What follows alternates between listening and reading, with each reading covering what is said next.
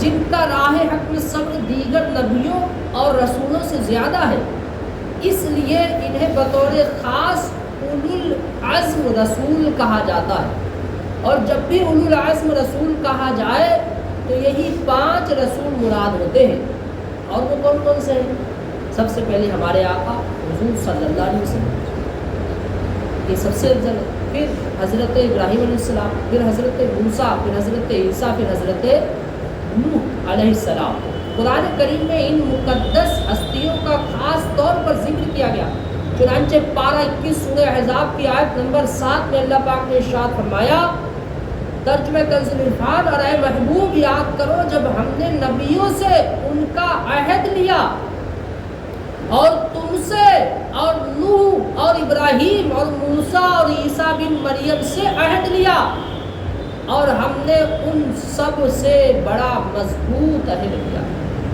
پیارے پیارے اسلامی بھائیوں، آج کے اس بیان میں ہم ان ہمت والے رسولوں میں سے ایک بہت پیارے ہی رسول حضرت موسیٰ علیہ السلام کی شان و عظمت، آپ کا مختصر تعارف، معجزات و کمالات اور دیگر معمولی نکات سنیں گے، لہٰذا پورا بیان توجہ کے ساتھ سننے کی گزارش ہے۔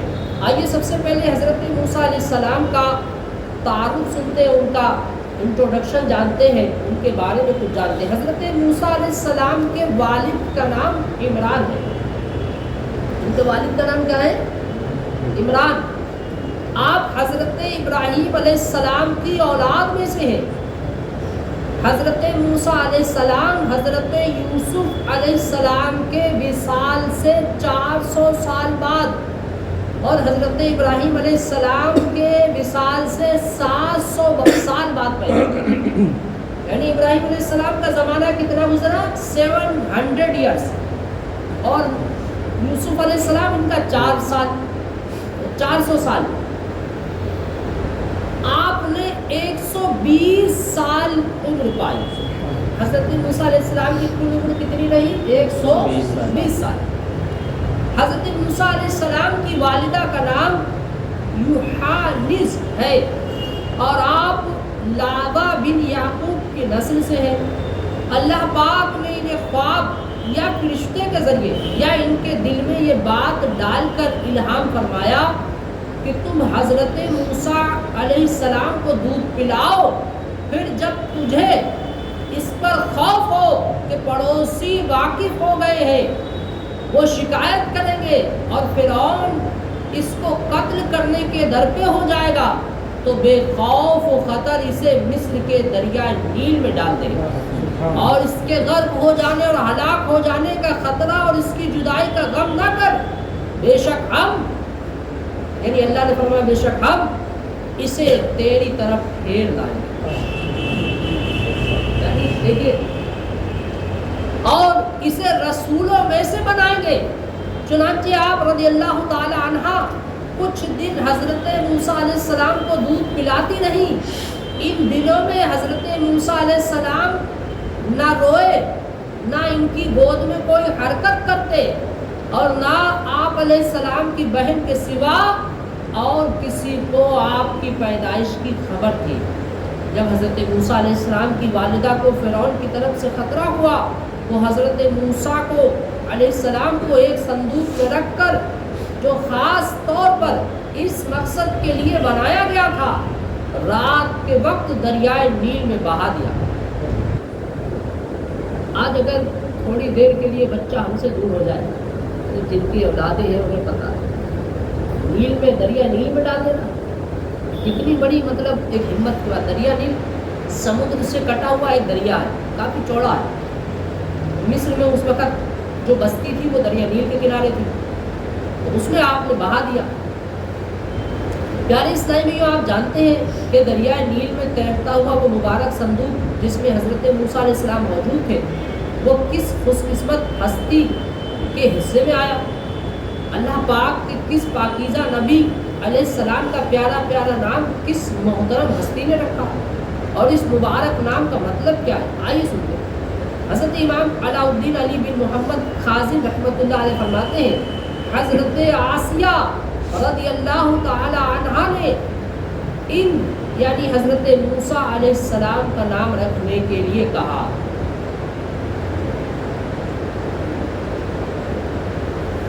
یعنی نام رکھنے کو کہا تو حضرت آسیہ نے فرمایا میں نے اس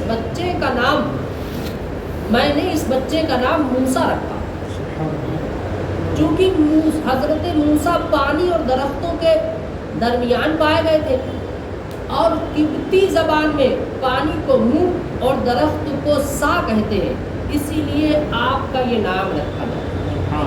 آج ہمیں یہ بھی پتہ چل گیا کہ موسیٰ کیوں کہتے ہیں. منہ مصر میں دو قومیں تھیں، ایک بنی اسرائیل تھی اور دوسری فرعون کی قوم تھی. ان دونوں کی زبانیں بھی الگ تھیں اور ان کی لغت ڈکشنری بھی الگ تھی. تو ان کی زبان میں پانی کو منہ کہتے تھے اور درخت کو کیا کہتے تھے؟ سا. اور پانی اور درختوں کے بیچ میں یہ ملے تو ان کا وہی نام رکھ دیا موسیٰ. اسی لیے آپ کا یہ نام رکھا گیا. حضرت آسیہ رضی اللہ تعالی عنہا فرعون کی بیوی تھی. حضرت آسیہ نے جب جادوگروں کو حضرت موسیٰ علیہ السلام کے مقابلے میں مغلوب ہوتے دیکھ لیا، یعنی وہ ہار گئے جادوگر، تو فوراً ان کے دل میں ایمان کا نور چمک اٹھا اور وہ ایمان لے آئے. سبحان اللہ تو بولیے. ایمان لے آئی، کتنی بڑی سعادت کی بات ہے. ایمان کوئی ہلکی پھلکی شے نہیں ہے. ایمان یہ اصل ہے، اصل ہے ایمان. اعلیٰ حضرت اسی لیے تو فرماتے ہیں انہیں جانا انہیں ماننا، نہ رکھا غیر سے کام، میں دنیا سے مسلمان. اس شعر کا مطلب کیا ہوا؟ میں دنیا سے مسلمان کیا ہوں. ایمان کا کیا مطلب؟ ایمان کے ساتھ مطلب غیر سے مطلب ہی نہیں ہے، بس ہم آقا کی طرف توجہ ہے پوری طریقے سے. اور جس کی نہیں جیسے اس لیے کہہ رہا ہوں نا، ایمان سے کیا مطلب؟ یہ تو آدمی مرنے کے بعد کہے گا نا میں دنیا سے مسلمان کیا ہوں. نہیں، اسلام کے اوپر گیا. اسلام یہاں مراد ہو سکتا ہے جیسے جو اسلامی شریعت پر گیا، احکام کو خبر ہوئی تو اس ظالم نے ان پر بڑے بڑے ظلم کیے. اللہ بہت زیادہ مارنے کے بعد 4 کیلے گاڑ کر حضرت آسیہ کے چاروں ہاتھوں پیروں میں لوہے کی کیلیں ٹھوک کر چاروں کیلوں میں اس طرح جکڑ دیا کہ وہ ہل بھی نہیں سکتی تھی. انہیں دھوپ کی تپش میں ڈال دیا اور بھاری پتھر ان کے سینے پر رکھنے کا حکم دیا. جب پتھر لایا گیا تو حضرت آسیہ رضی اللہ تعالی عنہ نے اپنے رب کریم کی بارگاہ میں عرض کی، اے رب کریم میرے لیے جنت میں ایک گھر بنا دے. چنانچہ انہیں جنت میں سفید موتیوں سے بنا ہوا ان کا گھر دکھا دیا گیا. اور پھر اللہ پاک نے ان کی روح قبض کر لی. جب ان کے جسم پر پتھر رکھا گیا تو ان کے جسم میں روح نہیں تھی، لہٰذا انہیں کچھ بھی درد محسوس نہیں ہوا. ابن کیسان رحمۃ اللہ تعالیٰ علیہ فرماتے ہیں وہ زندہ ہی اٹھا کر جنت میں پہنچا دی گئی، بس وہ جنت میں کھاتی اور پیتی. یہ تفسیر خازن اور تفسیر در منصور وغیرہ میں اس کے حوالے سے یہ واقعہ لکھا ہوا ہے. اے عاشقان رسول، بیان کردہ واقعے سے معلوم ہوا راہ خدا میں تکلیفیں اور آزمائشیں برداشت کرنا یہ اللہ والوں کا معمول رہا ہے، طریقہ رہا. جیسا کہ ابھی ہم نے سنا کہ ایمان لانے کے بعد اللہ پاک کی ایک نیک بندی کو ان کے بدبخت شوہر فرعون نے بہت زیادہ ستایا، لیکن قربان جائیے ان کی ہمت، ان کے صبر، جذبے اور جوش ایمانی پر کہ دردناک تکلیفوں کو تو برداشت کر لی، جان دینا بھی گوارا کر لیا، مگر ایمان کی دولت ہاتھ سے. لہذا جن اسلامی بھائیوں اور اسلامی بہنوں کو ان کے گھر والے یا رشتہ دار سنتوں کو اپنانے اور دینی ماحول سے وابستہ ہونے کی وجہ سے ستاتے ہیں، مارتے ہیں، تانے دیتے ہیں، انہیں حضرت آسیہ رضی اللہ تعالی عنہا کے اس واقعے سے درس حاصل کرتے ہوئے راہ حق میں آنے والی آزمائشوں پر دل چھوٹا کرنے کے بجائے صبر و استقامت کے ساتھ ڈٹے رہنا چاہیے انشاءاللہ. اس کے علاوہ اللہ پاک سے خلوص دل کے ساتھ دعا بھی مانگتے رہنا چاہیے. ہرگز یہ نہیں سوچنا چاہیے کہ میں نے تو کسی کا کچھ نہیں بگاڑا، کسی کو نہیں ستایا تو مجھے کیوں ستایا جا رہا ہے وغیرہ. یوں ہی بعض نادان ایسے موقع پر کفریہ جملے بھی بک دیتے ہیں. ذرا سوچئے حضرت آسیہ نے کس کو ستایا تھا اسی طرح ہمارے پیارے پیارے نبی صلی اللہ علیہ وسلم نے کس کو ستایا تھا، مگر پھر بھی آپ صلی اللہ علیہ وسلم پر ظلم و ستم کے پہاڑ توڑے گئے کہ سن کر بدن کے رونگٹے کھڑے ہو جاتے ہیں اور آنکھیں اشکبار ہو جاتی ہے۔ یوں ہی صحابہ اکرام اور اولیاء امت رحمہ اللہ اجمعین کو بھی راہ حق میں اتنا ستایا گیا کہ آنکھیں اشکبار ہو جاتی ہے۔ لہٰذا راہ حق میں آنے والی تکلیفوں کو ہنسی خوشی برداشت کرتے ہوئے شکوے شکایت کرنے یا کفریہ جملہ بولنے کے بجائے اللہ والوں پر آنے والی مصیبتوں اور آزمائشوں کے واقعات کو ذہن میں رکھتے ہوئے اپنا سفر جاری رکھیے۔